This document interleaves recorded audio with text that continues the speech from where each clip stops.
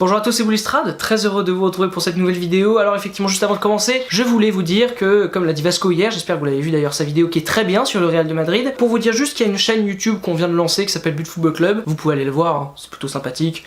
Vous cliquez, vous abonnez, c'est uniquement foot, très sérieux, contrairement à ici, où c'est un peu la déconnade, mais là, ce sera très bien, j'espère que vous allez vous abonner, ça va être sympa. Aujourd'hui, vous l'avez compris, on parle du Real de Madrid, et on commence par leur saison. Tout est parfait, il n'y a eu aucun problème, c'était juste parfait. Voilà, j'ai beaucoup dit le mot parfait depuis le début de cette vidéo, en même temps c'est parfait. Une victoire en Liga, une victoire en Ligue des Champions, une sérénité incroyable, la première fois que ce groupe vit aussi bien, tous les joueurs ont été bons, tous les joueurs ont été performants, même quand certains étaient blessés, le collectif tournait encore, enfin, truc de dingue quoi, enfin on a rarement vu ça dans le football, honnêtement, une telle facilité dans tout ce qu'ils ont fait. Ils ont battu des records d'invincibilité en début de saison, et puis ils ont fait le doublé, c'est quand même pas évident de le faire. Bon après ils ont pas gagné de coupe nationale, mais qu'est-ce qu'on s'en fiche après la saison qu'ils ont fait, elle est exceptionnelle. Et franchement, c'est juste les rageux qui vont dire hey, ils ont pas gagné de Coupe du Roi. Moi je suis pas un grand fan du Real, mais il faut quand même avouer que là ils ont fait un truc de dingue. Par contre le mercato peut tout chambouler. Parce que malheureusement ce qu'a trouvé le Real de Madrid aujourd'hui c'est un équilibre, et j'ai peur que cet équilibre se fracasse complètement pendant le mercato d'été. Parce qu'on connaît les envies de Florentino Pérez d'acheter. Il a de l'argent à dépenser, voilà, 135 millions sur Mbappé, tiens si je dépensais autant d'argent sur Vinicius, enfin bon, il y a eu plein d'achats déjà qui ont été faits. Moi si je dépense de l'argent, ce serait pour remplacer les joueurs qui vont partir. Du style Pepe qui va partir. Tu le remplaces par un excellent défenseur central qui va coûter de l'argent, parce qu'aujourd'hui les défenseurs centraux eux aussi coûtent de l'argent. Donc tu vas dépenser, t'inquiète. T'as un départ de Gareth Bale, tu fous de l'argent sur un autre mec qui va remplacer Gareth Bale. Enfin, à part ça, non, pas besoin de renforcer votre équipe. Votre équipe est déjà la meilleure du monde. Vous avez tout gagné, vous êtes plus fort. Pas besoin de renforcer plus que ça, non? Il va falloir réussir à faire une saison incroyable l'année prochaine. Les objectifs, ils sont très clairs. Tout gagner. Mais là, vraiment tout gagner. Si vous pouvez gagner la Liga, la Coupe du Roi, la Super Coupe d'Espagne et en prime la Ligue des Champions, après c'est sûr que ça va pas être évident. Et moi, je fixerai plus le curseur sur une Liga, bizarrement. Parce que oui, la Ligue des Champions, ça fait 2 années de suite que vous la gagnez. Donc vous serez l'ennemi numéro 1 à battre. Donc ça va être très compliqué. Même si vous mettez tout ce que vous pouvez, ça va être chaud. Et vous allez avoir pas mal de difficultés en Ligue des Champions, je pense, parce que les adversaires vont être surmotivés à l'idée de vous jouer. Alors que là, en Liga, ce serait bien que vous confirmiez votre succès. Parce que voilà, quand on regarde bien votre palmarès, depuis 2012, vous n'avez gagné qu'une Liga. Par contre, vous avez gagné 3 Ligues des Champions.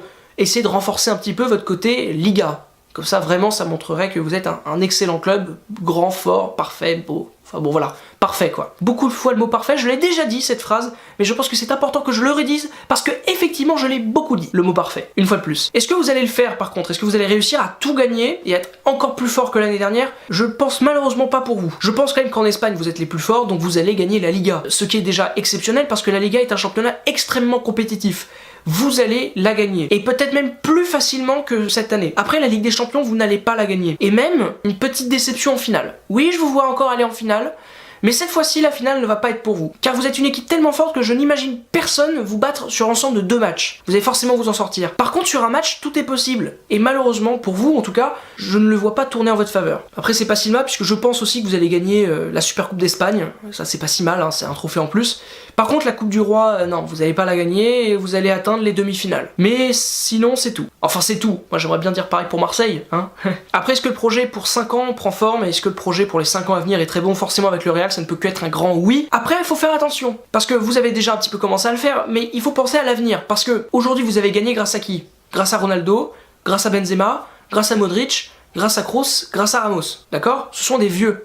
Enfin, ce sont des vieux. Ce sont des mecs qui vieillissent pas mal. Et il va falloir penser à l'avenir. Ce qui est difficile aujourd'hui au FC Barcelone, c'est l'avenir. Malheureusement, des mecs comme Iniesta, personne ne les a remplacés. Bah là, peut-être qu'il va y avoir le même problème. Qui va remplacer Ronaldo? Qui va remplacer Benzema? Il va falloir commencer à se poser les bonnes questions.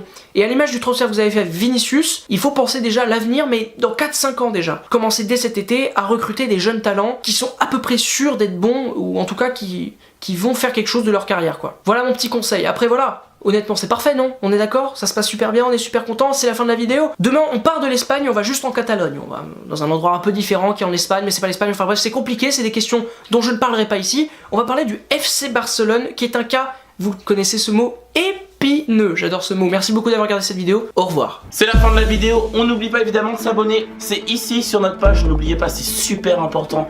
Abonnez-vous, comme ça vous aurez plein de notifications, plein de nouvelles vidéos. On s'abonne, c'est super important. Paf. Regardez la vidéo. Nouvelle vidéo, ici, cliquez là, c'est important. Là, vous avez pas beaucoup de temps là. Ça va bientôt terminer les gars, vite, cliquez.